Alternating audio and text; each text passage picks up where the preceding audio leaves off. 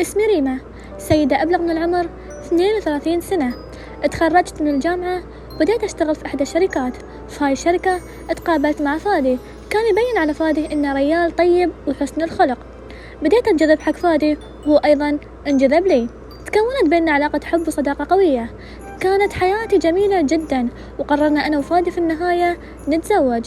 كنت أظن إنه هو الشيء الحلو اللي بيكون في حياتي والجميل، ولكني ما عرفت أن نهايتي بتكون على يد أكثر شخص حبيته. تزوجت أنا وفادي وأنا بعمر 23 سنة.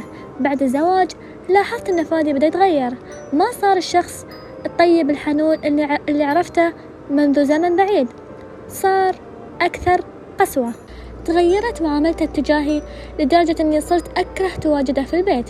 في الحقيقة ما أدري السبب الحقيقي اللي دفع فادي حق هذا التغيير، ولكني كل اللي عارفه أني ما صرت أقدر أعيش معاه.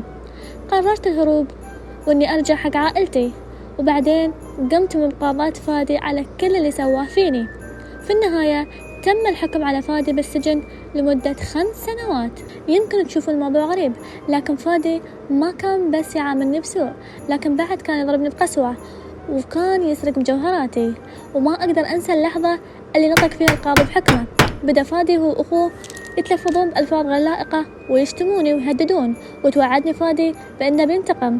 بعد دخول فادي السجن بصراحة كنت أشعر بتوتر وخوف من أنه ينفذ انتقامه. تعرفت بعدها على ريال ثاني وكان بعد يبي يتزوجني. بصراحة وافقت. الريال يبين عليه أنه مختلف عن فادي، وبعد فرصة زينة للهروب في حال إذا فادي يبي ينتقم مني. قررت أني ما أخبر أي حد عن مكان بيتي الجديد برفقة زوجي. في يوم من الأيام وكان الجو عاصف وكله رعد وأمطار، رن جرس التليفون ورديت على التليفون، وكان صوت اللي يتكلم صوت ريال مخيف جدا، وقال: أوكي يا ليلى، أنا جاينك وبقتلك وبتخلص منك، ولعلمك هذا الصوت هو آخر صوت بتسمعينه في حياتك. شعرت بالخوف في كل أنحاء جسمي وتجمدت مكاني، ما أعرف شو أسوي. قلت للمتصل: أنت مغلط في الاتصال، لأن ما في حد اسمه ليلى. بعدها سمعت الريال المخيف يقول ويكلم نفسه: شكلي غلطت بالرقم، بدل ما أحط رقم 4 حطيت رقم 7. اعتذر المتصل غامض وقال: أنا آسف يا أنسة، لكن هذا مجرد مقلب كنت أريد أجربه في زوجتي ليلى. نحن في شهر أبريل وكانت هذه كذبة أبريل. سكر المتصل الخط. أما أنا فبديت أفكر وايد شو بيصير إذا كان هذا المتصل يريد فعلا قتل المدعوة ليلى. تذكرت شيء مهم، إن نحن في شهر مارس مو بأبريل، وبالتالي البنت ليلى في خطر كبير.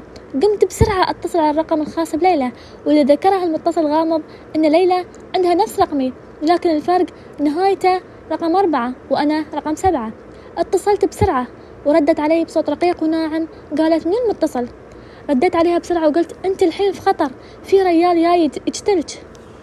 كانت المفاجأة يوم خبرتني ليلى أن زوجها السابق قام بتهديدها. خبرت ليلى بأنها لازم تيجي عندي البيت تبات وتشرد من ريلها اللي جاي علشانها. وافقت ليلى وعطيتها العنوان.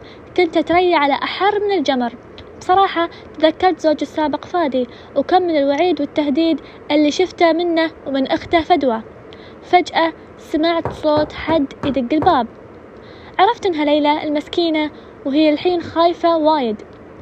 بسرعة رحت أركض وفتحت الباب، وكانت المفاجأة والصدمة بنفس الوقت إن ليلى ما كانت إلا فدوى اللي هي أخت فادي زوجي السابق.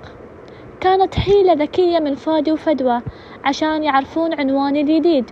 واللي زاد الموضوع سوء إن زوجي بعد ما رجع من الشغل اقتحم في الباب وفي إيده سكينة. عرفت إنها خلاص نهايتي. يا ربي كيف كنت ساذجة.